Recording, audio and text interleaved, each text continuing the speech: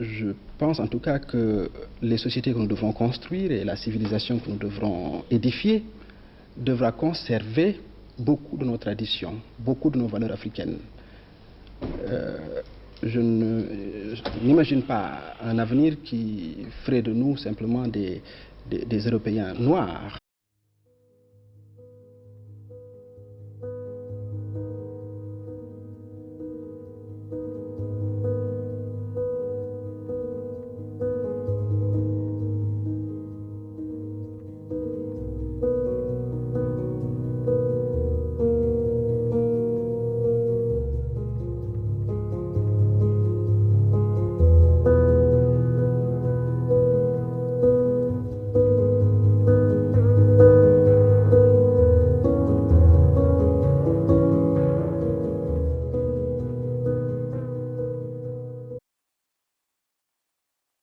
Mesdames, Messieurs, vous êtes sur R7 et c'est l'émission Le Grand Procès.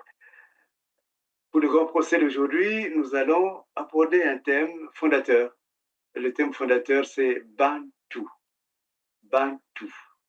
Et Bantu, c'est-à-dire que les têtes, la tête. Or, nous avons dans les traductions qui sont souvent faites, on nous appelle les Bantous.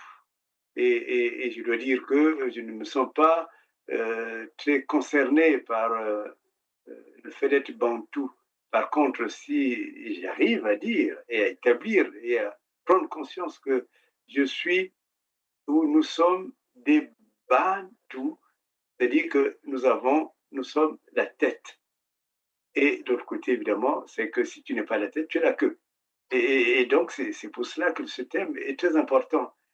Il est d'autant important qu'il y a eu des nations qui sont très célèbres, qui sont connues, en l'occurrence les États-Unis, qui ont été construites sur une base, la base d'une parole biblique, c'est Matthieu 7 et 17 qui dit « Le bon arbre produit des bons fruits et les mauvais arbres le mauvais arbre produit des mauvais fruits. » Donc, évidemment, l'option qui a été faite par les fondateurs, pèlerins, comme ils les appellent, c'est de dire que nous sommes le bon arbre. C'est ce qui fait que la prospérité est devenue pratiquement comme un mythe aux États-Unis. C'est-à-dire quand tu as de l'argent, tu n'as pas à avoir peur de montrer que tu as de l'argent. Or, il y a des pays qui sont souvent marqués par le jansénisme, pour qui, quand tu as de l'argent, il faut surtout cacher, il ne faut surtout pas qu'on voit que tu es riche. Et cela déteint beaucoup dans le fonctionnement. Je pense à Péréphite qui disait que le sous-développement n'est qu'un problème du mental. Et donc, le mental, il faut le réarmer. Et pour le réarmer, évidemment, il faut partir des principes de base. Et donc, nous allons discuter avec une dame qui monte de plus en plus, dont on parle de plus en plus, qui est Madame Geneviève Ntsanga. Comment allez-vous, Madame Ntsanga? Je vais très bien, et vous-même? Moi, ça va très bien, ça va très bien. Je suis heureux de vous avoir. Vous êtes très difficile à avoir, mais maintenant, vous êtes là et nous sommes vraiment reconnaissants. Alors, on va entrer tout de suite dans le sujet. Peut-être que vous pourrez vous présenter vous-même, hein, comme cela, comme vous êtes tellement sollicité. Je n'ai pas jugé nécessaire de faire votre biographie, mais qui êtes-vous, Madame Zanga? Je m'appelle Geneviève Ntsonga, donc je suis une mère de famille de 4 enfants et une grand-mère d'une petite fille de 5 ans. Donc j'habite dans la région parisienne. Et voilà, je m'intéresse un peu sur tout ce qui concerne mon pays, le Congo, et parce qu'on n'a pas vraiment l'occasion d'en parler. Il y a beaucoup d'enfants. Moi, j'ai grandi en France. C'est en faisant des recherches que je découvre le Congo avec tout ce qui va avec. Et donc, pour cela, cette émission, pour moi, c'est très important pour moi de montrer mon savoir-faire, par exemple, le peu que je sais. Et aussi, ça peut inspirer aussi d'autres personnes. Super. Alors, nous avons appris déjà justement pour partie de l'actualité, nous avons reçu des vidéos qui montrent par exemple les personnes de Kindamba. Kindamba, soit dit que ça fait partie de votre région. Oui. Voilà, donc des personnes de Kindamba qui ne peuvent pas circuler dans le pays, enfin dans leur pays même. Ils sont, comme on dit, pratiquement, quelle est l'expression qu'on utilise, qu'on met dans les, pas de campements, mais ils sont un confinement, voilà. Il y a une sorte de confinement qui est établi de ceux de Kindamba. Et je me rappelle qu'un ami qui est aussi parent à vous-même, M. Massamba, qui n'est plus des nôtres maintenant, qui était un grand diplomate du Congo à Genève. Plus connu par le nom de Zorino. Ah, il est plus connu, vous voyez, justement, c'est mieux de donner son nom, Zorino, qui est un homme très discret, mais aussi très, je peux dire ça, très concerné par la cause congolaise, avec qui on avait aussi travaillé mon deuxième livre, L'or et le sang du génocide au Congo. Et lui, il nous disait qu'il y a encore des parents, puisque il s'agit de ces familles aussi, il y a encore des parents qui vivent encore en forêt. Et c'est quelque chose de très grave quand même, parce que je ne sais pas, ça fait combien de temps qu'ils ont commis leur génocide sur le Poul, hein, ça fait le Poul, la Rie particulièrement, et savoir qu'il y a encore des gens qui sont en forêt, qui vivent en forêt comme des animaux, c'est excessivement grave. Et d'ailleurs, je peux témoigner qu'à Soumouna, bon, là, évidemment, c'est mon propre, le village de ma grand-mère, à Soumouna, il y a encore des miliciens, il y a encore des policiers qui sont là-bas, qui commettent des viols et des vols vraiment à outrance. Et les gens peuvent aller tranquillement dans leurs champs, comme le montant. Ils ont toujours des peurs, des angoisses. Donc voilà, nous avons quand même là une situation. Alors cette situation, elle ne fait pas l'honneur du Congo. Cette situation, on ne peut pas dire que le Congo est je dirais, euh, un pays prospère, un pays libre, un pays où il fait bon vivre. Au contraire, c'est un pays qui est, j'ai envie de dire, un pays dont les fruits sont mauvais. Et si on s'en tient à ce principe des États-Unis, des Américains, fondateurs des Amériques, c'est que nous sommes un mauvais fruit parce que certainement nous sommes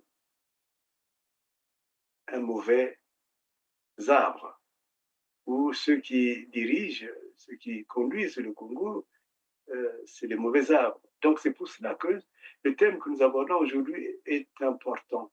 Alors, est-ce que, selon vous, de la même manière que les Américains sont allés chercher dans la Bible, dans leur culture, ils n'ont pas peur ni honte de parler de Dieu, dans leur culture, est-ce que nous pouvons trouver aussi dans la Bible un principe qui peut nous correspondre, nous, vous et moi? Alors, si je peux répondre à cela, alors moi, je refuse d'être un mauvais fruit. Je refuse aussi d'être un mauvais arbre.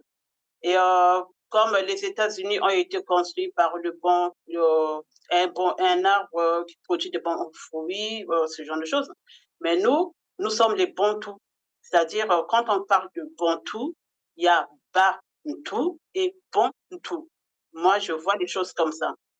Et nous aussi, on a un passage biblique, c'est Deutéronome 28, 2.13.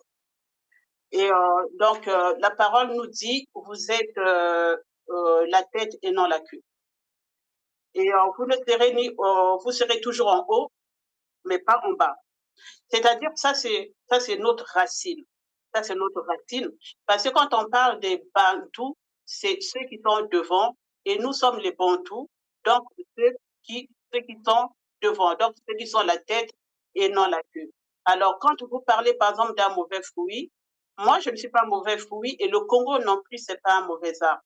Parce que nous, Dieu nous a tout donné. Dieu nous a tout donné. On a eu, par exemple, chez nous, on a eu des leaders. Hein. Là, on va parler maintenant quand on dit vous êtes la tête et non la queue. Moi, je vais parler des leaderships qu'on a eu quand même au Congo, comme André Gérard Matsua, comme Mabiala Manganga. C'est des vrais leaders. C'est-à-dire, quand on parle de bons fruits, ce sont des bons fruits. C'était des personnes vraiment qu'on devait suivre. Vous avez dit le colon ne voulait pas remettre le corps de Matua parce que défiguré, c'est par crainte des soulèvements, des mouvements. Oui, parce que Matsua, 1942, c'est une figure très, très importante, non pas seulement au Moyen-Congo, mais dans toute l'AEF. N'oublions pas que le mouvement que Matsua crée ne s'appelle pas l'Amicale des ressortissants du Congo, ça s'appelle l'Amicale des ressortissants de l'AEF.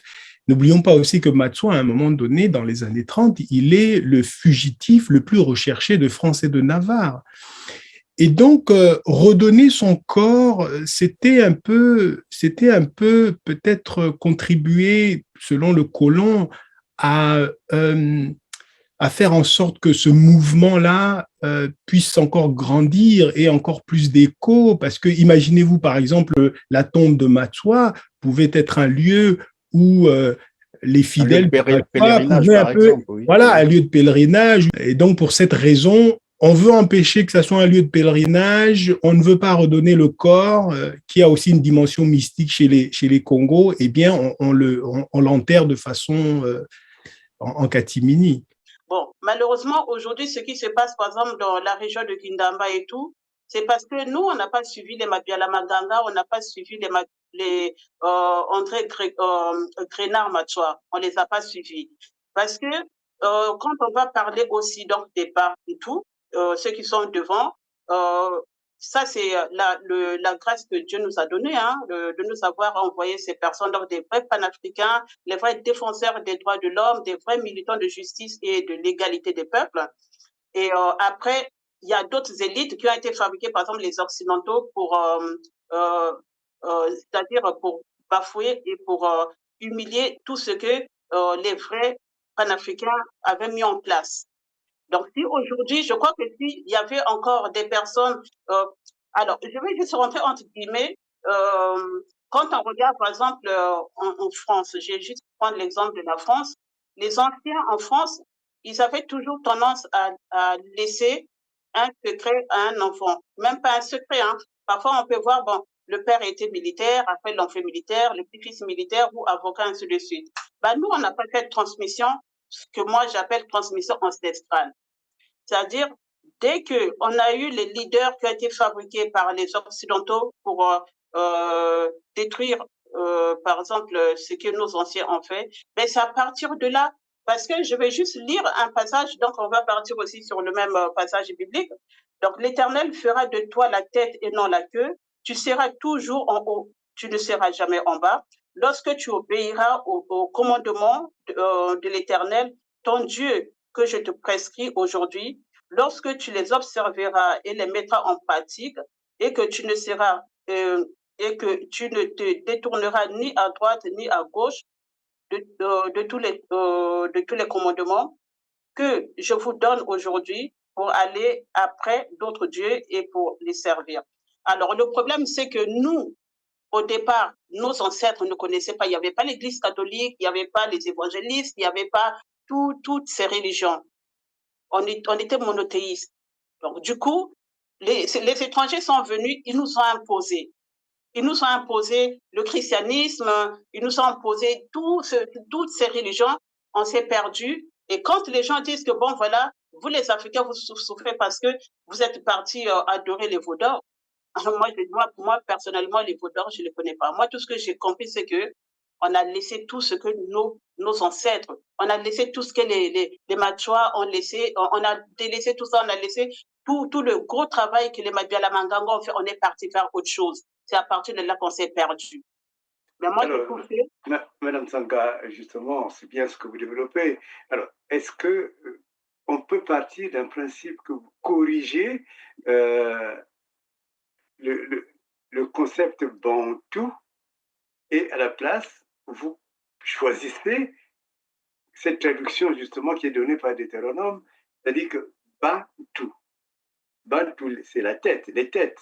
Est-ce que ce principe, est-ce que c'est ça votre questionnement? Est-ce que c'est ça votre production, ce que vous voulez vous proposer? Justement, j'allais venir par là. Nous, on a eu cette grâce d'être devant. C'est vraiment une grâce.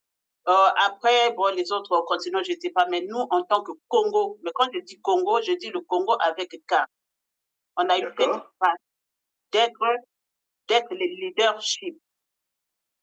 Parce qu'il y a énormément d'exemples. Il y a des gens qui se sont battus pour le Congo, qui sont nos leadership, ce sont nos guides que nous, on n'a pas suivis. D'accord. Donc, comme on ne les a pas suivis, on n'a pas respecté tout ça, c'est pour ça qu'aujourd'hui, on se retrouve avec des personnes qui sont confinées à Kindamba, parce que les gens, les leaderships qui ont été fabriqués par les Occidentaux, ils ne sont pas là pour notre bien, ils sont là pour nous nuire.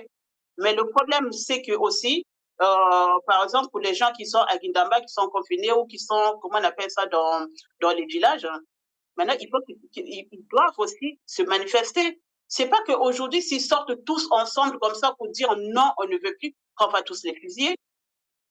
Parce qu'il faut que chacun doit s'exprimer. Pourquoi nos anciens, là, les Machois, ils ont résisté? Parce qu'ils ont eu peur de personne. Donc, nous sommes des leaders. Dieu, la parole de Dieu, hein, c'est pas moi. Moi, j'ai pas écrit la Bible, mais la parole de Dieu nous montre très bien. Et c'est clair.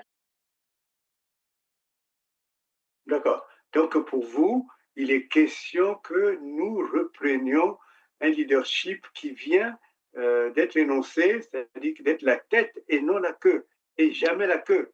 Non. Donc, c'est une réappropriation qui vous paraît fondamentale. Mais bien sûr, c'est pour ça que moi, j'ai toujours tendance à dire que quand on va de l'avant, de temps en temps, il faut jeter un coup d'œil derrière. Qu'est-ce qu'on a laissé derrière? Qu'est-ce qu'on a oublié derrière? Mais nous, on a oublié beaucoup de choses. On nous a fait croire que non, il faut aller de l'avant pour avancer, il faut aller de l'avant, ne regardez pas derrière. Mais si on a oublié quelque chose derrière, le fait d'aller en avant, comment on va le savoir? Mais le passé et le présent, ça fait le futur. Donc, il faut aller voir qu'est-ce qu'on a oublié derrière nous, qu'on a oublié de prendre. Et qu'est-ce qu'on a oublié de prendre, justement? Nous, on a perdu notre dignité. On a perdu notre dignité. Dès lors qu'on est venu, on nous a imposé le christianisme. On nous a imposé l'islam. Et tous. Je vais juste vous dire une chose. Moi, j'aime bien aller dans les musées. À l'époque de nos anciens, on avait des fétiches, on avait des statues, on avait beaucoup de petites choses comme ça. C'était des histoires de famille. Ces gens-là, ils sont venus, qu'est-ce qu'ils ont fait? Ils nous ont fait croire que c'était le mal. Ils ont récupéré ça, mais maintenant, pourquoi ils vont récupérer le mal et le mettre dans leur musée?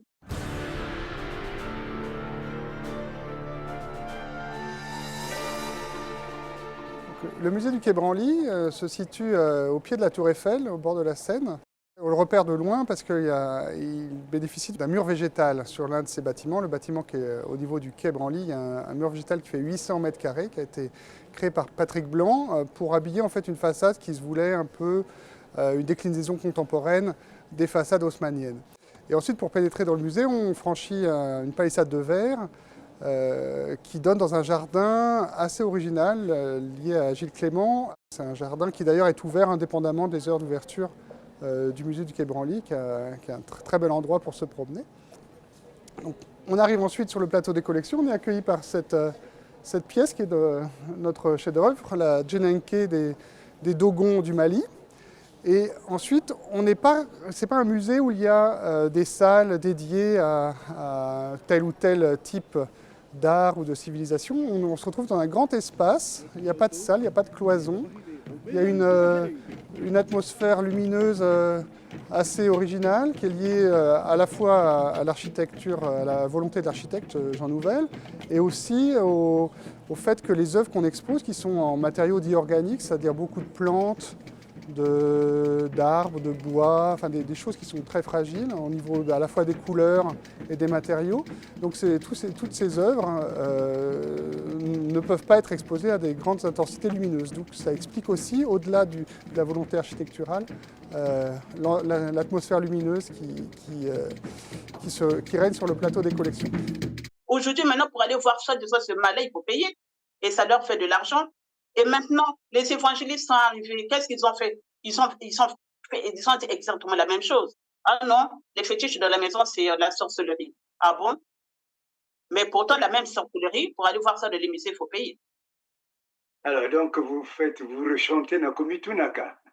Je ne sais pas si vous connaissez. Bon, après, moi, je ne vais pas chanter parce que déjà, il ne fait pas très beau dehors. Ben, la chanson le dit bien. La chanson le dit bien. Et encore, je vais rajouter une chose. Nous, des gens, je vais partir un peu dans un autre sens. Il faut qu'on doit être fiers de ce que nous sommes. Moi, je vois parfois beaucoup de femmes qui se mettent des produits pour éclaircir. C'est un complexe. Et ce complexe-là, on doit l'arrêter.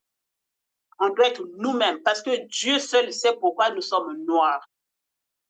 À l'époque, nos mamans, moi j'ai un foulard sur la tête, hein, j'ai les cheveux crépus. Bon, après, je fais des écarts de temps en temps, bon, au moins une fois par tous les 5 ans, je mets des mèches. On était fiers de ce Dieu nous avait fabriqués comme ça.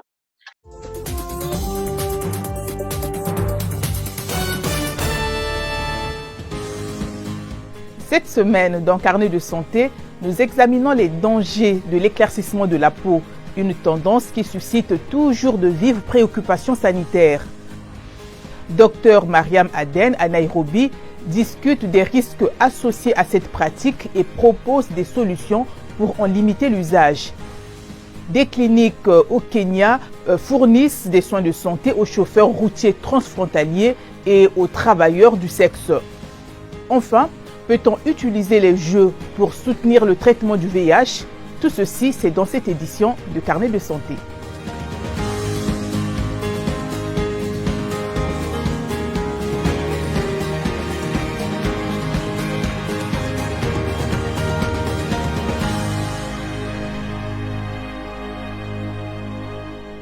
Bonjour à tous, merci de nous rejoindre pour cette nouvelle édition de Carnet de santé. Le blanchiment de la peau est une pratique courante dans le monde entier, mais elle peut être dangereuse pour la santé. L'Organisation mondiale de la santé met en garde contre ce phénomène car il peut entre autres endommager le foie et les reins, provoquer des problèmes neurologiques, certains cancers et des troubles du développement chez les enfants. Selon les experts, l'utilisation des produits éclaircissants est souvent non réglementée et ces produits contiennent des ingrédients nocifs tels que l'hydroquinone et le mercure et les corticostéroïdes. Une étude publiée en 2018 dans le journal africain de la dermatologie révèle que près de 40% des femmes en Afrique subsaharienne ont utilisé un produit éclaircissant. Cette pratique est particulièrement répandue en République démocratique du Congo, tant chez les femmes que chez les hommes. Zanem Netizaïdi nous en dit plus depuis Goma. En Afrique, des milliers de personnes optent pour des pratiques cosmétiques afin d'obtenir un teint plus clair. Selon les experts, l'identité culturelle et la pression de la société sont à l'origine de ces phénomènes qui constituent un important problème de santé publique sur tous les continents. Dans l'est du Congo, de nombreuses personnes ont recours à cette pratique et regrettent leur décision par la suite. Delphin Bindou est l'une d'entre elles. Quand on est jeune et qu'on essaie toujours de se comparer aux autres, on finit par faire beaucoup d'erreurs. J'avais le teint foncé et j'étais proche d'une amie qui était naturellement brune. J'ai donc acheté de lotion pour éclaircir ma peau. Mais aujourd'hui, je regrette trop d'avoir perdu le teint avec lequel Dieu m'a créé. Dans de nombreux magasins, des produits cosmétiques de Goma, les crèmes de beauté éclaircissants sont les préférés des consommateurs. Ici en Afrique, beaucoup de gens pensent que l'utilisation des produits éclaircissants fait d'eux des personnes propres. Mais cela ne fait qu'abîmer leur peau. Et nous, avec le lavage de cerveau, on nous a tellement formatés qu'on veut vivre à l'européenne. Mais les Européens, ils ont toujours vécu comme ils ont toujours vécu depuis leurs ancêtres. Pourquoi nous, on va laisser ce que Dieu nous a donné de gratuit, où on n'a même pas eu besoin de dépenser de l'argent pour aller juste copier chez les autres? Est-ce que ça, on ne peut pas arrêter ça, par exemple? La chanson, elle le montre très bien. Et puis, il y a une belle chanson aussi, si vous voulez écouter. C'est, comment on appelle ça? C'est la chanson de Pamelo Muka. Quand il dit, Pamelo Muka le dit très bien, avant, on se soignait avec les produits naturels. Avant, on marchait à pied pour aller je ne sais pas où. On n'avait pas de voiture. Mais c'est une très belle chanson. Il faut revenir. Et puis, ce qui est très bien, c'est que même les musiciens ont utilisé le mot bantou à leur façon dans les chansons. D'accord. C'est peut-être vous parlez de Congo, hein, Pamelo Muka. Ah, mais moi, quand je parle du Congo, je parle des deux Congo. Hein. Je ne parle pas du Congo. Non, ce que je veux dire, là, la chanson à laquelle vous faites allusion de Pamelo Muka, qui est grand poète congolais, c'est Congo, Congo. C'est ça? Ouais, voilà. Quand tu dis Natango Abako, Nabiso, et Zalaki, c'est pas bon, c'est un truc comme ça. Bon, je ne sais pas chanter, excusez-moi, hein, mais bon. Mais il faut aller écouter. Il faut chanter bien, madame. Non, pas du tout.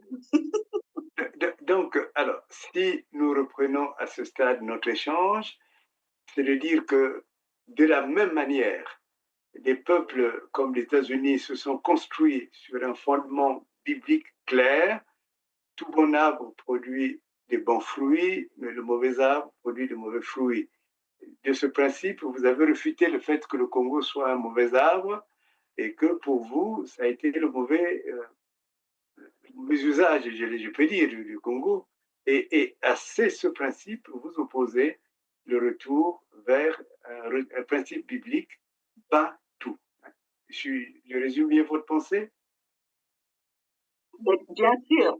Alors, je vais juste revenir sur ce passage biblique.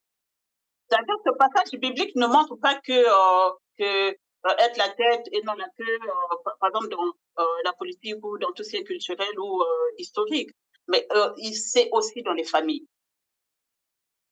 C'est-à-dire que ce passage, si on l'élargit, c'est aussi dans les familles, le leadership. Et ça, c'est quelque chose que nous, c'est beaucoup dans l'éducation, on a tout perdu.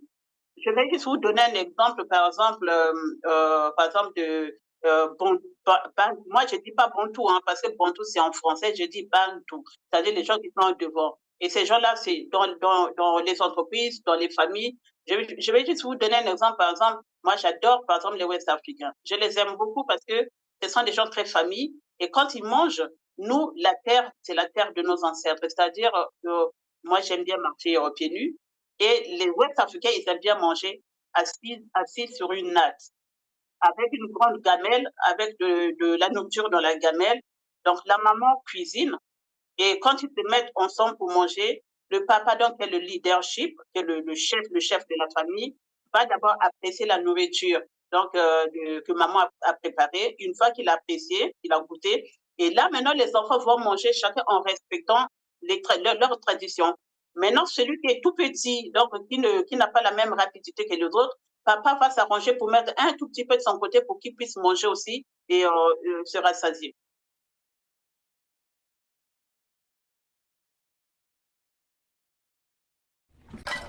On s'apprête à manger en famille. Bonjour! Avec les kanté. On prépare le riz. Après la sauce. Et les femmes sont d'un côté et les hommes de l'autre côté.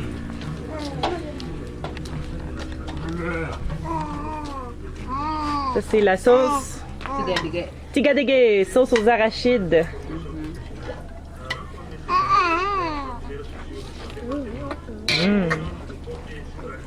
C'est un classique ici au Mali. On mange souvent de la tigadege.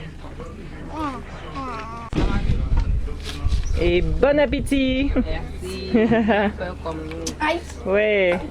Alors tout le monde mange avec les mains. C'est moins compliqué.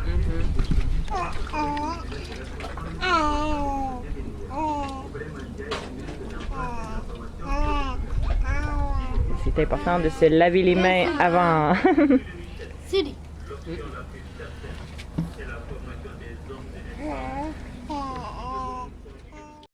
Et encore, ça c'est par exemple le West africain. Moi, je vais prendre aussi l'exemple, par exemple, dans ma famille. Mon père, comme souvent, quand il rentrait tard, pour lui, il faut que les enfants mangent d'abord. Une fois que les enfants mangent, ils n'ont plus faim. Et c'est là où maintenant, lui, il va les manger. Parce qu'il faut qu'il se rassure que les enfants ont bien mangé. Ça, c'est vraiment ce qu'on appelle le chef, la tête. Quand un chef se lève comme ça, par exemple, dans nos familles africaines, quand papa se lève pour parler à un enfant, l'enfant n'a pas le droit de regarder son père dans les yeux. Et il ne répond pas. Et ce leadership, nous qui vivons en Europe, on l'a perdu. Quand moi je parle, mon enfant parle, il claque la porte et s'en va. On l'a perdu. Donc, c'est comme ça que nous, on a perdu ce leadership en Afrique. Il faut juste, de temps en temps, se retourner en arrière pour dire qu'est-ce qu'on a perdu. Parce que nous, aujourd'hui, on nous appelle les Bantous. Moi, le mot Bantou, moi, personnellement, j'accepte que je suis une Bantou parce que je suis la tête et je ne suis pas la queue. Et c'est ça que nous, il faut qu'on retravaille là-dessus. Et ça, c'est très important parce qu'en Afrique, dans les écoles, on ne nous enseigne jamais l'histoire de l'Afrique. Moi, je suis sûre qu'aujourd'hui, je vais encore revenir sur André Machoua, je vais revenir sur Mabiala Manganga. Les enfants à l'école ne savent pas qui sont ces gens-là. Ça, c'est notre histoire à nous. Ce sont les gens qui se sont battus pour le Congo. Ce sont les gens qui ont imposé le respect. Par exemple, qui a posé le respect vis-à-vis des Blancs. Mais malheureusement, tout ça, on a mis de côté. On a préféré utiliser, on a écouté les conseils des autres, qu'on a mis dans notre tête jusqu'à aujourd'hui. Eh ben, on a aussi perdu ce leadership quand on nous a fait croire que non, votre Dieu à vous, c'est le mal. Vous allez prier notre Jésus qui a des cheveux longs et les yeux bleus. Moi, je n'étais pas là hein, quand le Jésus qui a les cheveux blancs et je n'étais pas encore née. Alors, du coup, les gens se sont dirigés vers ce Jésus-là, mais aujourd'hui, ça nous a rapporté quoi? Rien du tout. On a juste vu les dégâts maintenant. Pourquoi? Parce qu'on a perdu tout le poids qu'on avait.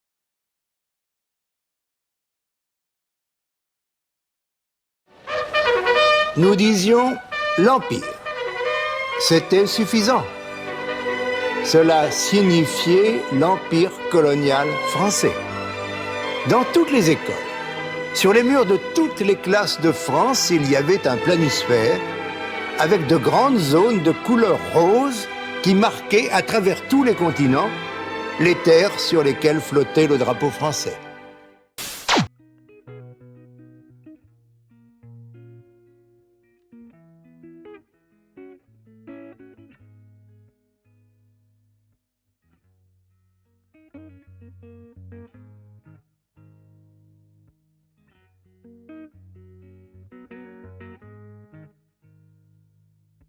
Né le 20 juillet 1925 à Fort-de-France, Frantz Fanon est issu d'une famille martiniquaise.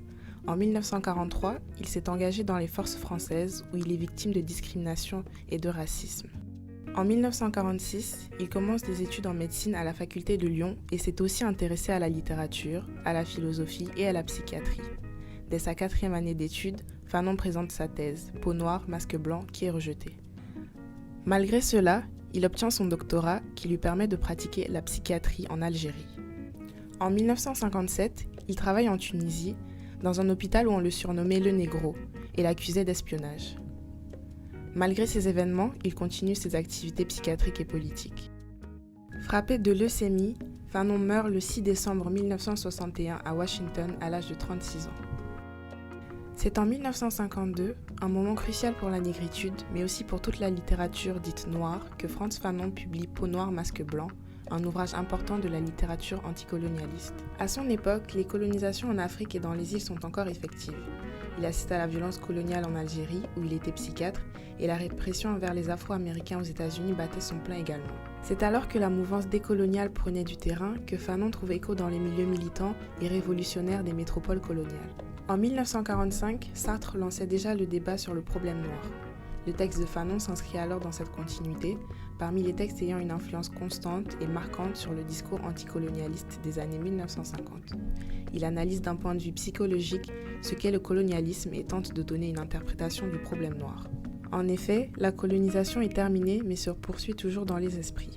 Pour Fanon, l'objectif est donc de décoloniser les esprits ou encore de déconstruire les stéréotypes sur les personnes de couleur, mais plus important encore, comment remédier à l'aliénation du colonisé.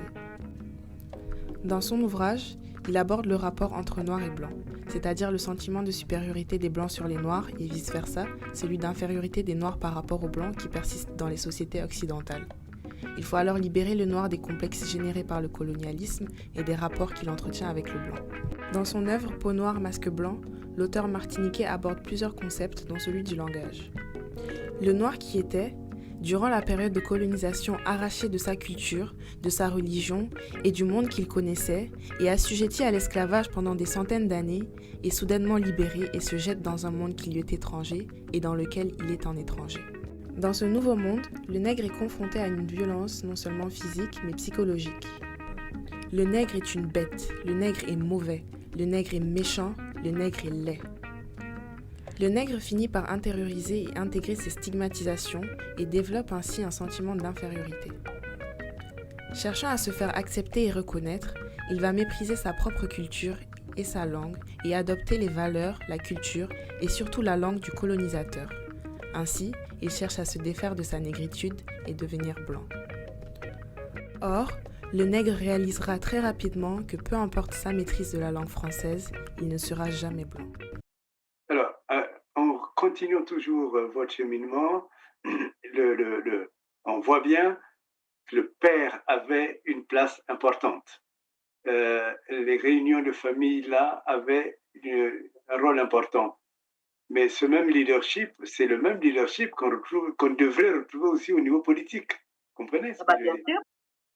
Donc, ça signifie que c'est une construction ou à repenser ou à revoir. Et comment le leadership politique peut maintenant être rappelé à l'ordre, rappelé à l'essentiel? C'est quoi finalement être un chef? Voilà. Est-ce que vous pouvez, selon vous, nous définir ce que c'est qu'un chef, rien qu'en partant de votre papa? Un chef, c'est un guide. Il n'y a pas un endroit où, même si que ce soit dans une famille, que ce soit dans un village, que ce soit dans un pays, le chef, c'est un guide. Et si ce guide vous emmène dans un chemin qui n'est pas bon, il faut refuser.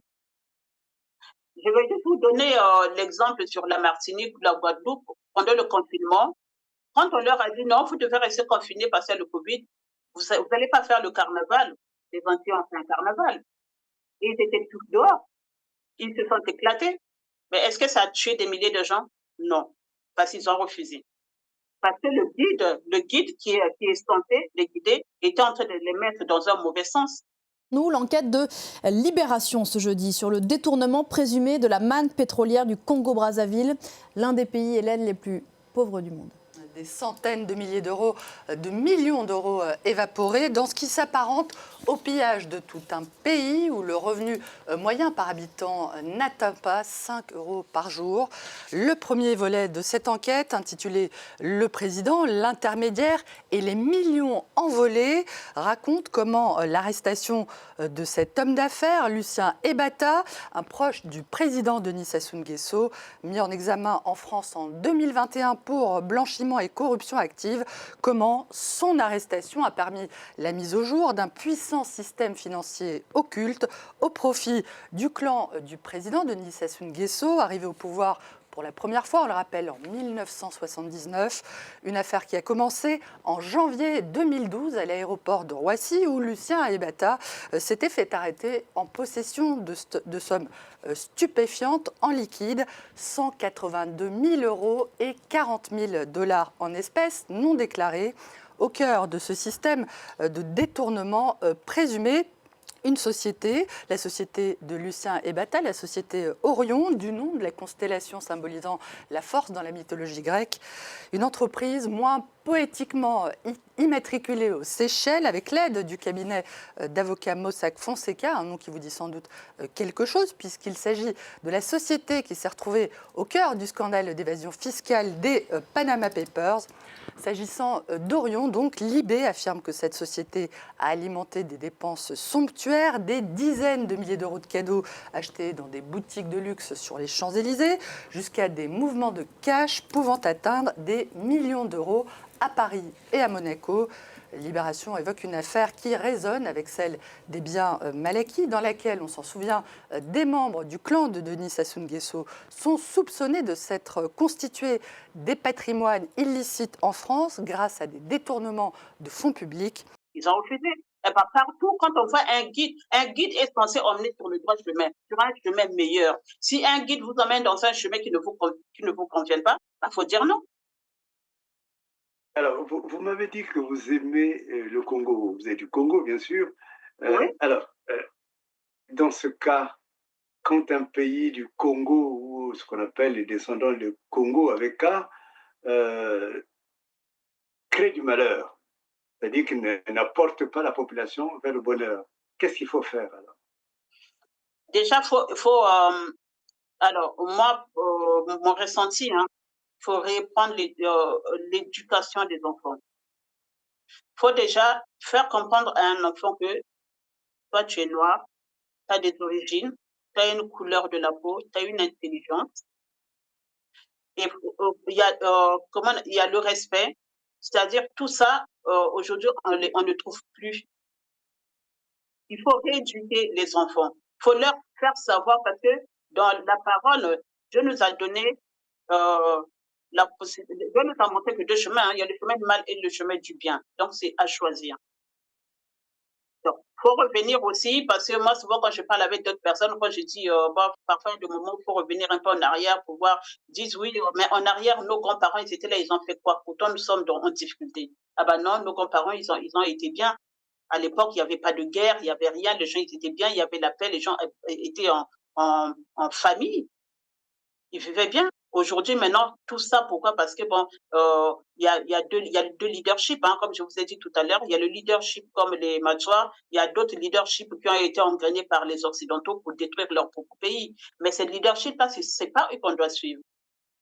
Il faut que nos enfants, par exemple, nous peut-être, on n'a pas, notre génération à nous, on n'a pas peut-être eu, non, je vais pas dire non, parce que moi, j'ai quand même été à l'école en Europe. Et j'ai vécu avec les Blancs, donc aujourd'hui, moi, ils ne peuvent pas m'impressionner. Parce qu'on se connaît très bien, on a vécu tous dans les cités, tout ça, ils ne peuvent pas m'impressionner. Mais pour les enfants, par exemple, qui sont en Afrique, qui se disent, un jour, il faut que j'aille en France, il faut que j'aille en France. Ils ne connaissent pas. Il faut toujours leur faire savoir que vous êtes bien chez vous. C'est pas en allant, après, ça peut arriver, quelqu'un qui va se déplacer pour aller dans un pays étranger, faire des études et réussir. Mais d'abord, priorité, c'est là où tu habites. C'est là où tu habites et on a des principes, il y a des choses qu'on doit respecter, il y a des choses qu'on doit revoir. Admettons, quand on va à l'école et tout ça, on fait un devoir. Bon, il y a des endroits où on s'est trompé, qu'est-ce qu'on fait? On revoit la leçon. D'accord. Donc, vous pensez qu'il faut revoir la copie maintenant, c'est ça? Bah oui, il faut revoir. Il faut revoir. Alors, derrière les Bantous, il y a tout de même beaucoup d'éléments qui se profilent, qui se manifestent. Comment les Bantous vivaient? Comment les Bantous faisaient de l'économie? Est-ce que vous associez, par exemple, aux Bantous le principe, la tontine, kitemo? Est-ce qu'il y a un lien, selon vous? La tontine, je ne sais pas comment est-ce que je peux expliquer ça. C'est-à-dire que seulement les Bantous, avant, c'était des gens très sociables, ils vivaient ensemble, économiquement, ils étaient bien. Je pense qu'à l'époque, ils ne savaient pas les difficultés comme nous avons ici. Il y avait beaucoup de partage, il y avait beaucoup de communication. Et puis, c'était des personnes qui étaient, comme j'ai dit tout à l'heure, qui étaient fiers de ce qu'ils sont. Et c'était des vrais combattants, pour ne pas dire les combattants qu'on voit aujourd'hui qui font du bruit dans la politique et tout ça. C'était des vrais combattants. Aujourd'hui, on peut prendre encore l'exemple sur la reine... je ne sais plus comment elle s'appelle, celle de l'Angola. C'était voilà, c'était une vraie reine qui a défendu l'Angola, mais vraiment pire qu'un homme. Résilience, ténacité et férocité sont les trois mots qui me viennent à l'esprit pour décrire l'histoire de la reine Zingambondzi Ngola. En 1617, Ngola Kilwanji, le roi du Dongo, meurt. Son fils Ngola Mbondji devient le nouveau roi. Il n'a cependant ni le charisme de son père, ni l'intelligence de sa sœur Zingambondzi.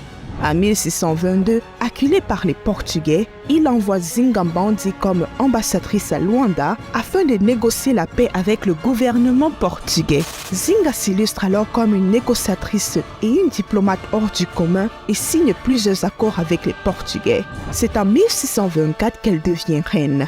Sa tactique guerrière et d'espionnage, sa capacité à tisser de multiples alliances stratégiques lui permettent d'opposer une résistance tenace aux projets coloniaux portugais, et ce jusqu'à sa mort en 1663. Et on a vu aussi Kimpa Vita, on a vu aussi Simon Kimbangu, c'est des vrais leaders, comment on appelle ça, ce sont des gens qui avaient des valeurs. Ce sont des gens qui avaient des valeurs, et ces gens-là, c'est pour moi les Bantous, les vrais panafricains, ce sont ces gens-là. Les gens, c'était des leaders, c'est-à-dire quand ils se mettaient devant, ils savaient même pas peur de la mort. Quand ils regardaient devant, ils savaient que je vais foncer. Ce qui arrive pas, mais j'y vais quand même. D'accord. Des gens résolus, des gens déterminés qui vont jusqu'au bout, c'est ça? Déterminés, qui vont jusqu'au bout. Il n'y avait pas la corruption, hein. Il n'y avait pas la corruption parce qu'aujourd'hui, les gouvernements qu'on voit en ce moment, les gouvernements bananières, c'est dès qu'on présente de l'argent et tout ça, la personne va s'asseoir parce qu'on lui a donné un petit sou. Mais à l'époque, il n'y avait pas ça. Les gens, ils étaient fiers, ils protégeaient leur petit village, ils protégeaient leur maison, ils protégeaient leur famille. D'accord. Alors, mais ça va loin, c'est intéressant toutes ces choses que vous développez. Prenons le domaine religieux dont vous avez parlé au début. Et si on arrivait à démontrer que Jésus était noir, donc en fait, il n'y a plus besoin d'aller chercher des messies aux yeux bleus, enfin, ainsi de suite. Mais Jésus sort de la lignée de David. Oui. N'est-ce pas? Alors, où se trouve la croix de David? Mais non, dites-nous. La croix de David se trouve en Éthiopie. Oui. Et alors, est-ce qu'en Éthiopie, il y a des blancs et des yeux bleus? Dites-moi. Non. Donc, du coup, même là aussi, il faut faire le rétroviseur, c'est ça? N'allez même pas chercher loin. La Vierge Marie, elle est où? La Vierge Marie, quand nous on était petits, notre père disait, écoutez, regardez la lune, il y a une femme avec un enfant au dos. Je ne sais pas si c'est vrai, hein. Mais après tous les soirs, quand il y avait la pleine lune, on était content de regarder Marie et Jésus au dos. Et cette image, on ne le verra qu'en Afrique, hein, on ne le verra pas ailleurs.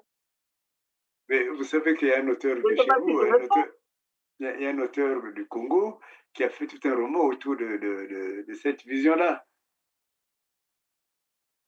Donc, ça montre qu'il y a quand même un retour qui se fait de plus en plus. Il faut, mais c'est un gros travail. Vous savez, l'éducation, les gens comme nous, on a pris de l'âge. Hein. Donc, pour refaire notre éducation, ça va être compliqué parce qu'on a été formatés depuis plusieurs décennies. Mais c'est aux petits-enfants de rééduquer. C'est-à-dire qu'il faut mettre ça dans la tête que vous êtes... Je vais juste vous dire une chose. J'ai travaillé dans une boîte à Gennevilliers et l'assistante de direction qui était dans la boîte avec moi, c'est une Portugaise. Un jour, elle avait un gros problème de poids, hein, mais quand je dis un gros problème, mais vraiment un gros problème. Et donc, du coup, elle a fait un bypass et elle avait vraiment fondu, ils ont fait le nécessaire. Elle a commencé à porter des mini-jupes, mais elle était tellement fière, elle me regarde en face, elle me dit, Geneviève, moi, je n'ai jamais aimé les Noirs, hein, excuse-moi, mais moi, les Renois, je ne les ai jamais appréciés. Je me suis dit, si je m'énerve, je ne vais pas dire quelque chose de concret. Je l'ai juste dit, les Noirs, quand on fait quelque chose, et il me dit, non, moi, je ne peux pas les supporter, les Noirs. Je lui ai dit, bon, d'accord. Alors, toi, tu ne supportes pas les Noirs, ce n'est pas ta faute. Parce que la faute, c'est tes parents. Ils ont eu un problème d'éducation. L'éducation pour c'est-à-dire on ne peut pas donner l'éducation tant qu'on ne l'a pas reçue. Donc, tes parents n'ont pas reçu d'éducation, c'est pour ça que tu ne l'as pas. Mais par contre, quand le Qatar a voulu racheter le Portugal, si les Noirs de l'Angola et les Noirs du Brésil n'avaient pas intervenu, aujourd'hui, tu serais en train de porter le tchador. Je l'ai dit, va donner la nouvelle, va dire ça à tes parents. Elle était tellement choquée et elle ne disait plus rien. Et à midi, elle mangeait avec moi. Donc, c'est-à-dire, depuis que ces gens-là sont tout petits, on leur a fait croire que non, le noir est noir, c'est l'obscurité, c'est le deuil, c'est le diable, c'est le dark, c'est beaucoup de choses comme ça. Mais nous, maintenant, il faut qu'on mette aussi dans le crâne de nos enfants que nous sommes les descendants donc des Machua, nous sommes les descendants de Mabiala Manganga, nous sommes les descendants de Kimpavita, nous sommes les descendants de Simon Kimbangu, nous sommes les descendants de la reine, je ne sais pas si c'est Zenga, en tout cas, le nom, excusez-moi, peut-être je l'ai pas un tout petit peu. Il faut qu'on leur fasse comprendre ça. Et il faut qu'on leur fasse comprendre que nous, on a des terres, il faut qu'on les respecte. Ce que nous, en tant qu'Africains, là où moi, vraiment, ça me fait mal au cœur, c'est que au Congo, je vais parler du Congo-Brazzaville, les Congolais, on leur a tellement fait du mal. On a tellement bafoué la dignité de ces gens-là. On leur a retiré leurs valeurs. C'est-à-dire, on les a remis, mais vraiment à plus bas que terre. Jusqu'aujourd'hui, quand nous, on était petits, quand nos voisins partaient au village, on était jaloux parce qu'ils partaient au village. Mais aujourd'hui, ces mêmes villages-là, il n'y a plus personne. Je pense en tout cas que les sociétés que nous devons construire et la civilisation que nous devrons édifier devra conserver beaucoup de nos traditions, beaucoup de nos valeurs africaines. Je n'imagine pas un avenir qui ferait de nous simplement des Européens noirs. Voilà. Donc, ces villages-là, il n'y a plus personne. Les villages où nous, on était jaloux parce que nos voisins partaient au village en vacances et nous, on ne partait pas au village. Et au village, il n'y a plus personne. Les villages sont vides et les gens, il n'y a pas de route. On est le 21 mars 2025. Là, c'est la route de Kindamba, Mayama, qui réunit Mayama, Kindamba. Voilà la route. Regardez. Oh non, Kindamba a choisi la candidature de X. Regardez. Regardez la route. Botala Nzela. Botala. Namboka, président à l'Assemblée. Hein? Voilà. Hein? Après, Bisoba, Molukuiza, oh, nous choisissons la candidature, machin et tout ça là. Ça veut dire quoi? Dans ces villages, il n'y a plus personne. Il n'y a plus personne, donc il n'y a plus personne qui travaille. Et donc la jeunesse qui allait continuer le travail que les anciens avaient laissé dans les champs, ils sont tous descendus dans la capitale en croyant qu'avec l'argent du pétrole, ils vont en vivre. Mais l'argent du pétrole, on a bien dit que ça ne leur appartient pas. Ça leur appartient pas. Donc maintenant, il faut encore rééduquer les gens, de repartir au village, de retravailler. Bon, après aussi, il y a un côté quand même qui est très difficile. Si on ne leur donne pas les moyens non plus, ils ne peuvent pas le faire. C'est pour ça que vraiment, il faut que nous, on doit regarder un peu en arrière. Qu'est-ce qu'on a oublié? Qu'on doit récupérer pour mettre en avant. Alors, selon vous, actuellement, puisque vous parlez du Congo, c'est bien cela, hein? D'accord? Oui. Alors, en reposant les choses, donc on dit il faut que le Congo puisse avoir le Deutéronome 28, 13 dont vous avez parlé comme principe de construction du pays. On est d'accord? Bantu et non la queue. Ça, c'est déjà la base. Deuxièmement, donc il faut repenser le principe politique. Comment les Bantous s'organisaient? Et si j'ai bien compris, vous mettez dans le village un peu comme le creuset où se construit la culture elle-même, où elle s'analyse, où Voilà, justement. Et vous savez qu'à l'intérieur de ce village, il y a le Mbongi. Hein, le Mbongi, vous savez ce que c'est que le Mbongi? Oui. Donc, c'est le lieu où vraiment la personnalité se forge. C'est le lieu où aussi on apprend à manger ensemble, comme vous disiez tout à l'heure. Moi, je me rappelle les villages. Je suis dans un village qui s'appelle Ngamisaku. Mais le soir, chacun venait au Mbongi. Surtout les hommes venaient au Mbongi. Même si tu n'apportes rien, mais ce qui est amené au Mbongi, tu manges avec les autres. Donc, personne ne mourait de faim. Donc, il y a le principe politique qu'il faut remettre en place, la tête et non la queue, et il y a l'organisation sociale, mais il y a aussi le village qui est le lieu où on va apprendre finalement à être la tête. Est-ce que, quelle est cette société? Est-ce qu'elle est réformable, notre société? Mais bien sûr, c'est comme j'ai dit, tout passe à l'école. Hein. Tout passe à l'école parce que les enfants, comme j'avais dit tout à l'heure, nous, on a un certain âge où dans la tête est vachement remplie de tout et de n'importe quoi. Mais les enfants qui sont encore tout jeunes, encore un cerveau vierge où ils peuvent emmagasiner énormément de choses. Je crois qu'il faut refaire l'éducation. Malheureusement, aujourd'hui, au niveau de Brazzaville, les enfants ont des difficultés pour aller à l'école parce que les parents n'ont pas d'argent, parce que financièrement, les parents, ça tient pas la route. Donc, du coup, les enfants ne peuvent pas aller à l'école. Je vais juste vous donner un exemple. C'est un petit garçon dans une vidéo que j'avais vue. C'était des petits garçons, hein, des petits, ils avaient moins de 15 ans. On leur pose la question, c'est quoi la capitale du Congo? Il y en avait un qui était incapable de le dire. Et l'autre, il a dit en l'arrêt, oh, laisse-moi, j'ai faim. Donc, il ne voulait pas répondre aux questions. Et ça m'avait fait mal. Ça m'avait fait mal parce que le gamin qui devait avoir 8 ans n'avait rien mangé. On vient lui poser la question, c'est quoi la capitale du Congo? Excusez-moi de l'expression, mais qu'est-ce qu'il en a à foutre? La capitale de Brazzaville. La capitale de Brazzaville ne lui donne rien à manger. Donc, ne lui pose pas la question. Donc, moi, je crois que ce sont ces petits enfants-là qu'on doit remettre à l'école pour leur apprendre les valeurs. Nous, c'est ça le plus gros problème de Bantou. Ce sont les valeurs qu'on a perdues. On a perdu ces valeurs-là avec l'arrivée du colon, avec la séparation divisée pour mieux régner, avec l'esclavage.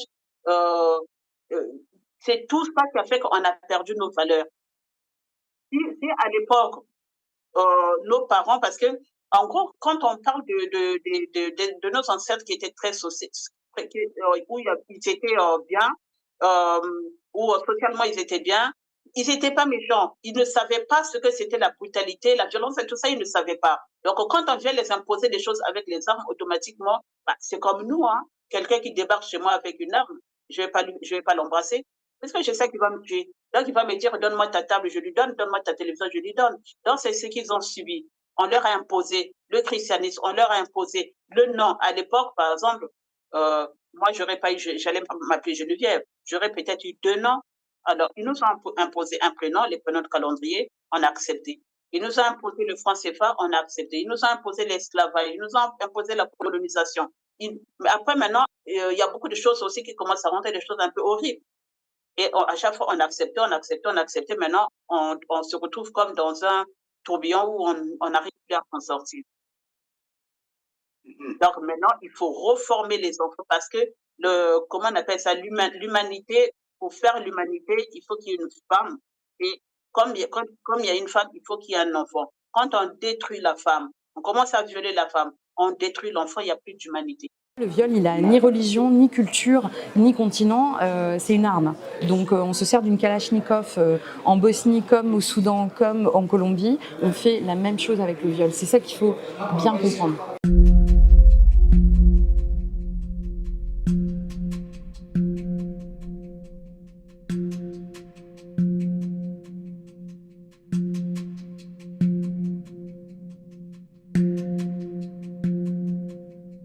Ça fait partie de l'arsenal de la guerre, autant que la Kalachnikov, autant que les bombes, et il a des objectifs. Donc il peut être un outil de nettoyage ethnique, comme on a vu en Bosnie ou au Rwanda, mais il peut être un outil de terrorisme, on l'a vu avec Daesh et Boko Haram.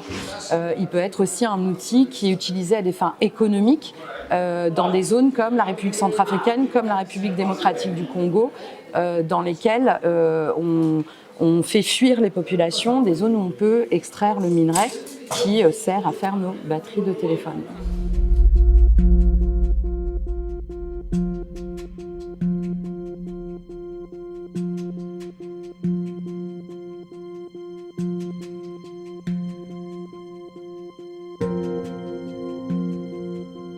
Le viol de guerre aussi sont des viols extrêmement violents, c'est-à-dire que c'est pas, j'allais dire, une simple relation sexuelle, je suis désolée de le dire comme ça, entre gros guillemets, c'est-à-dire que ce sont des viols publics, ce sont des viols avec objet, ce sont des viols avec extrême violence, donc qui laissent des blessures très très graves, donc qui requièrent soit de la chirurgie à maxima, soit à minima une intervention médicale.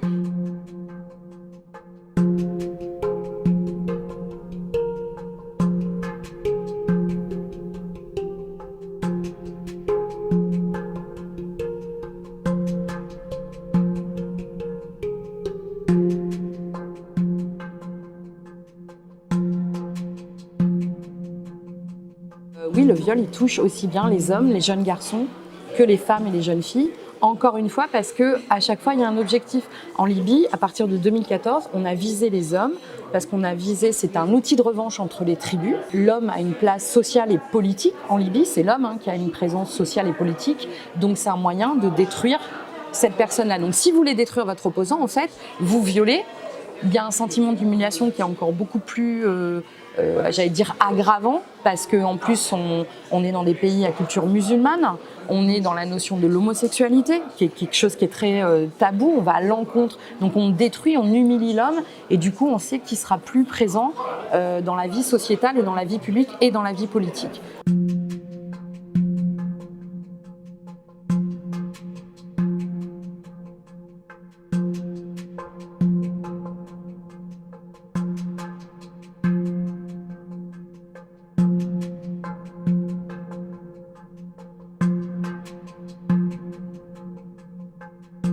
Je pense que les auteurs de crimes, ils savent qu'ils ont, entre guillemets, plus de chances de s'en sortir s'ils violent que s'ils torturent ou s'ils tuent.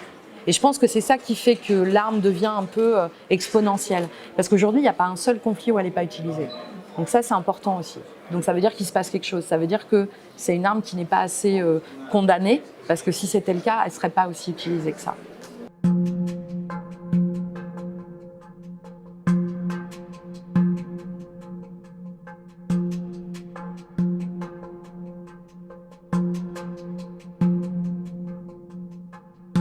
Vous avez l'appli, vous allez vous signaler.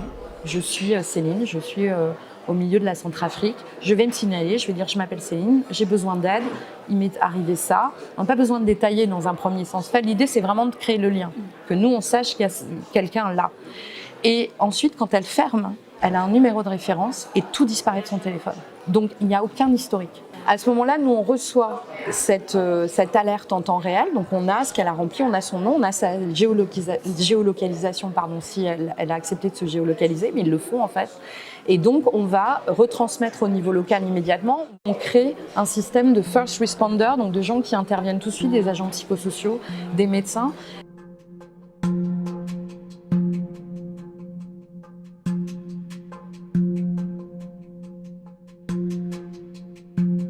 Ça leur permet à elles de ne plus être interrogées 150 fois. On leur demande 150 000 fois de raconter leur histoire. Et il y a une chose qui est très importante et là qui est très liée à mon métier, c'est qu'il y a un très fort trauma qui est lié aux violences sexuelles et qu'on vit d'ailleurs aussi au niveau national, le viol de droit commun, ce qu'on appelle en droit. C'est la même chose, c'est-à-dire que sur le coup, il y a un trauma évidemment très violent, mais les victimes se souviennent de beaucoup de choses. Et c'est organique, il y a quelque chose dans le cerveau. Et donc elles vont se souvenir par exemple de couleurs, elles vont pouvoir dire l'uniforme était vert. Ou, moi j'ai gagné un procès comme ça, sur une couleur d'écusson. Et ensuite très rapidement, comme il y a la mémoire traumatique qui se met en place et qu'il y a un système psychique qui est de la protection en fait, parce qu'on a vécu quelque chose de tellement atroce qu'en fait ton psyché te permet d'oublier un peu, enfin se bloque quelque part. Après, je ne suis pas psychiatre, mais et donc c'est très important de saisir ces informations-là tout de suite parce qu'elles peuvent être essentielles ensuite sur des processus judiciaires.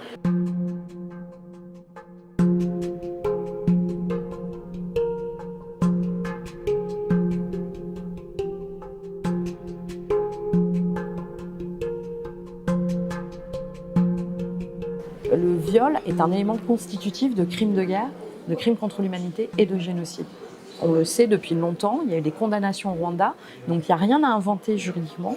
Donc on arrête aussi, on parle des lois, des conventions, je ne sais pas quoi, on s'en fout. On n'a pas besoin de traiter, on n'a pas besoin de loi, on n'a pas besoin de ça, on a besoin d'appliquer. Donc c'est ça qu'il faut faire. Comme j'ai donné l'exemple tout à l'heure pour les enfants qui sont dans la forêt, s'il y en a encore, et toutes les personnes, par exemple, qui ont été violées dans la région du Poul. Vous imaginez un peu. 10h du matin à Kindamba, des dizaines de familles attendent de recevoir de l'aide alimentaire. Un homme nous demande de nous mettre à l'écart. Il veut nous raconter ce jour d'avril 2017 où des hommes en armes sont venus prendre de force des femmes dans son village. C'est les femmes non mariées qu'ils cherchaient, qu'ils l'ont pris. On vient vous trouver brutalement. C'est l'amour qu'on sait. Ils ont pris des femmes comme ça sous vos yeux? Oui. Sans programme, comme nous parlons, tu es la femme. Non. Avec l'arme, qu'est-ce que tu peux faire? Tu peux rien dire. Derrière lui, nous dit-il, plusieurs de ces femmes portent un enfant issu de ces relations forcées dans leurs bras. Non loin de là, une autre femme donne le sein à son fils de 2 mois, un enfant du viol qu'elle a subi avec ses 3 sœurs en forêt alors qu'elles allaient cultiver leur champ. Ils étaient 6 et ils avaient des armes. Ils nous ont encerclés et menacés avec leurs armes, nous n'avions pas le choix. Ils nous ont d'abord déshabillés puis ils nous ont violés. Par peur, les 3 sœurs ne sont plus jamais retournées dans leur champ. Depuis qu'on a abandonné nos champs, nous n'avons plus d'argent. Même pour nettoyer les couches de mon fils, je n'ai rien. Je suis obligée d'échanger le riz et les haricots qu'on nous distribue ici pour avoir ne serait-ce qu'un petit bout de savon. C'était il y a presque 1 an. Depuis, ni cette femme, ni sa grande sœur violée le même jour n'ont reçu le moindre soin. On souffre. J'ai mal dans le bas du ventre et dans mes parties génitales. Je sens des boules parfois et des démangeaisons. Ça me fait mal quand je vais aux toilettes. Mais comment aller voir un médecin alors que je n'ai pas d'argent? À l'hôpital de Kindamba, aucune femme n'est encore venue consulter pour viol, par honte ou par manque de moyens. Privé de médicaments et de l'essentiel de son personnel qui a fui le conflit, Gaston Gandvounou, surveillant général, se sent démuni. Il faudrait que le côté psychologique aussi soit traité. Et nous n'avons pas un psychologue. Ce n'est pas seulement les violences sexuelles. Il y a beaucoup de traumatismes. Des gens à qui on a brûlé les maisons, qui ont eu à faire des accidents vasculo-cérébraux par rapport à ce traumatisme. Nous traitons le côté médical. Il faudrait que l'autre côté-là soit traité également. À l'heure où l'on parle de paix dans le Poul, la crainte des humanitaires, c'est que ces hommes et surtout ces femmes restent les victimes muettes et oubliées du conflit. Florence Maurice, de retour de Kindamba, RFI. La destruction de tous ces enfants-là, moralement, psychologiquement et même pour les femmes aussi. Parce que il y a une vidéo que j'avais regardée, les gens se violent même entre eux dans la forêt. Et donc, vous imaginez un peu cette population, ça va être trop compliqué pour, par exemple, cette population de se remettre à jour. Je ne sais pas si je peux dire ça comme ça. Ça va être très compliqué. Un enfant qui a été traumatisé comme ça, vous n'allez pas lui dire, bon, maintenant, aujourd'hui, tu vas sortir comme ça facilement en claquant les doigts. C'est pas possible. Et d'autant qu'on apprend qu'il y a 64% de divorces, justement, dans le Poul, liés à tous ces manœuvres génocidaires. Et c'est pas facile à rattraper tout cela déjà. Que la vie est difficile, on a rendu la vie difficile là-bas. Les gens ne mangent pas comme il faut, ils n'ont pas les moyens, on peut même pas les permettre d'aller dans leurs exploitations. Donc on est vraiment dans une tragédie énorme. Alors comment sortir de là? Comment sortir? Je sais que, je vais juste ajouter avant de vous laisser répondre, je sais que, moi je me rappelle, dans un des cours que j'ai suivi à la Sorbonne, il y a une professeure japonaise qui était venue donner des cours, et qui disait que la société japonaise est obligée de se repenser. Est obligée de se repenser et que ça commence de la maternelle, commence dans le foyer, à la maternelle, l'école, jusqu'à l'université et jusque dans la vie des entreprises. Vous savez que les Japonais gèrent les entreprises différemment que les Occidentaux, ainsi de suite. Vous voyez?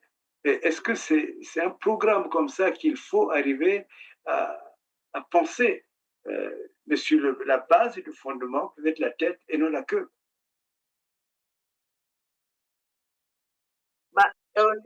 C'est comme je vous ai dit tout à l'heure, tout partira par l'éducation. Tout partira par l'éducation parce que déjà, alors, en ce moment, quand on a par exemple les gouvernements qui ne tiennent pas la route, c'est pas facile. C'est pas facile pour les enfants qui aujourd'hui on va demander à un enfant va faire tes devoirs alors que l'enfant n'a rien mangé. Je pense pas que cet enfant-là va être productif. Mm-hmm. Oui, c'est comme cet enfant dont vous parliez qui disait ça tu es nani, hein, c'est pas quelque chose de ce genre, je crois. Bah oui. Oui, on lui pose la question, c'est quoi la capitale du Congo? Il dit bon, laisse-moi, j'ai faim, je n'ai rien mangé depuis ce matin. Cet enfant-là n'avait même pas 10 ans. Ouais. Donc les parents n'avaient rien. Il y en a un autre, on lui demande, mais il y en a un qu'on lui avait demandé, il y a combien de départements au Congo, il a donné la bonne réponse. On lui a demandé, c'est quoi la capitale de Brazzaville, il a donné la bonne réponse. On lui a dit, mais pourquoi tu te prends dehors, pourquoi tu n'es pas à l'école? Il dit, parce que mon père est parti travailler, on n'a pas payé l'assurance. Alors, on va payer l'assurance. Qui récolte l'argent de l'assurance? Et il faut quoi avec l'argent de l'assurance? Oui. Parce que moi, je me souviens quand avant que je vienne en France, je crois que je devais être en 5e ou en 5e. C'était la rentrée scolaire. On arrive à l'école, il n'y avait que 2 bons. Et sur les 2 bons, il y avait le caca. Bon. Maintenant, tout l'argent qui récolte les assurances là-dedans, les parents payent l'assurance, ils en font quoi avec? Mm-hmm. Donc, quand j'entends des choses comme ça, moi, ça m'énerve. Mm. Il faudrait que, après, moi, j'ai pas eu l'occasion de lire beaucoup de livres écrits par les Congolais, mais moi, j'aimerais bien que vraiment que les Congolais se mettent à lire les livres de nos anciens. Vraiment, qu'ils aillent voir qu'est-ce que ces gens-là ont fait, qu'est-ce qu'ils ont mis en place. Mais tout à l'heure, on a parlé de Mbongi, hein. Moi, je n'ai pas connu le Mbongi, mais seulement quand je fais mes recherches, le Mbongi, c'est là où on arrive à résoudre tous les problèmes. C'est là où on trouvait des solutions. Aujourd'hui, ce Mbongi-là, ça n'existe pas. Même les chefs de quartier sont corrompus. Oui. Donc, le leadership que Dieu nous a donné, on a tout perdu. Mais on n'a pas vraiment tout perdu, hein, parce que je trouve qu'on peut encore récupérer quelque chose. Il suffit juste qu'on réponde, qu'on regarde un peu derrière, là où on avait laissé tomber quelque chose, qu'on récupère et qu'on le remette en place. D'accord. Et c'est quoi cette chose qu'on a laissée derrière? Nos valeurs. D'accord. Donc, il faudrait faire un recensement des valeurs, c'est bien cela? C'est tout. C'est tout. Et beaucoup parler à nos enfants, comment on appelle ça? Vous savez, les gens de la RDC, ici, hein, que moi je côtoie ici, à la maison, ils parlent lingala avec leurs enfants. Oui. Alors, mais c'est obligé, hein, parce que papa et maman veulent parler lingala, donc l'enfant doit parler lingala aussi. Maintenant, quand je regarde, par exemple, ceux qui sont à Kinshasa, ils forcent leurs enfants à parler français, même dans la maison. Ouais. Moi, quand j'étais petite, notre père disait, le français et le lingala, c'est dehors, hein. À la maison, on parle kéké. D'accord. Donc, ce complexe-là, où on appelle ça le complexe d'infériorité, ça doit partir. Il faut on doit le détruire, ce complexe. D'accord. Il faut carrément l'effacer, qu'on puisse voir les choses autrement, qu'on puisse être fier de ce que nous sommes. Il ne faut plus toujours être là, merci Bwana, ça doit s'arrêter. D'accord. Et vous avez dit une chose, vous qui avez grandi d'une certaine manière ici en Europe, en fait, en France, vous voyez bien que le français ou le blanc, comme vous disiez, n'a rien de spécial à vous apporter. Hein. C'est-à-dire qu'il n'y a pas de complexe, parce que vous le voyez vivre dans ses faiblesses comme dans ses forces aussi. Donc, peut-être qu'il faut arriver à décoloniser mentalement les personnes. Il faut arriver à dire que, voilà, ce que vous pensez des Blancs, ce n'est pas vrai. Enfin, voilà, il y a toute une sorte pas de lavage, mais de rééducation à faire. Qu'est-ce que vous en pensez? On va juste prendre l'exemple, par exemple, du christianisme. Quand on prend l'exemple du christianisme, aujourd'hui, le christianisme nous a rapporté quoi? Regardez, par exemple, tous les enfants qu'on appelle aujourd'hui les colonna. Est-ce que cette maman-là qui a porté 9 mois de grossesse avait décidé un jour que je mette un colonna au monde? Non. C'est la société qui a fabriqué ces enfants-là. Et aujourd'hui, maintenant, comme ils ont vu que, bon, là, je vais parler de la RDC. Hein, il y en a peut-être qui vont me jeter des pierres. Je vais parler de la RDC parce que ces enfants-là, quand ils sont petits, c'est mon bébé, ma chérie, mon chéri, un truc comme ça. On n'avait pas pensé un jour que ces enfants-là devaient des Koulouna. C'est le gouvernement qui forme ces enfants-là. Et maintenant que ces enfants-là deviennent maintenant incontrôlables, qu'est-ce qu'on va faire? Il n'y a pas d'autre solution parce que ce sont des enfants qui font énormément de dégâts. La seule solution, c'est de les emmener dans un endroit pour aller les tuer. Comme si c'était je sais pas, des poulets ou un truc comme ça. Au lieu de même si, par exemple, nous, Dieu nous, comme je dis encore, Dieu nous a fait grâce. Nous sommes quand même dans des pays où il y a l'abondance. Moi, je vais dire le Congo. Quand je dis le Congo, je ne parle pas que du Congo-Brazzaville, je parle des deux Congos. Nous sommes dans un pays où coule le lait et le miel. Vous avez dit tout à l'heure qu'on ne jette pas la pierre sur un arbre qui ne produit pas de bons fruits. C'est pour ça que moi, je dis, je ne suis pas un mauvais arbre, je ne suis pas un mauvais fruit, je suis un arbre bien, je suis un bon fruit. Parce que si aujourd'hui, tous ces Occidentaux-là qui vont faire la guerre en RDC, qui ont pris le Congo en otage, c'est parce que nous sommes des vrais arbres et qui produisent des bons fruits. Et ces fruits-là, maintenant, tout le monde veut se servir.